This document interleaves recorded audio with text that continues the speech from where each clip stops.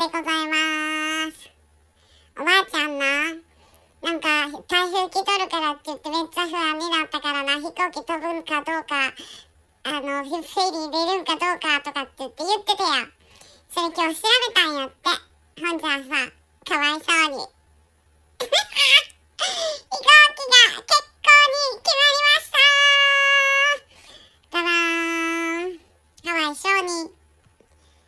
みんな旅行に行くのめっちゃ楽しみにしとったやんか。で、僕もちょっと一応悲しそうな顔しやなあかんかなーって思ってな。今ちょっと悲しそうなふりしてんねん。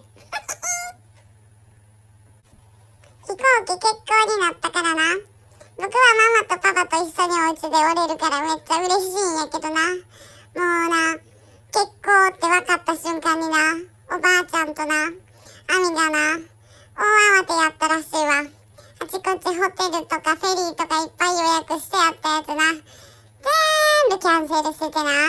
で、飛行機の会社に電話入れてな、再来月もう一回チャレンジするらしいわ。ほんで、まずその時に台風かぶったらやばいよな。おばあちゃんとママが台風に好かれてるんか、そっか、自分たちが台風に向かっていってるんか、どっちなんやろな。10月にまた旅行行くときにさ、また台風来て飛行機また欠航ですってなったら、もう多分そこの、旅先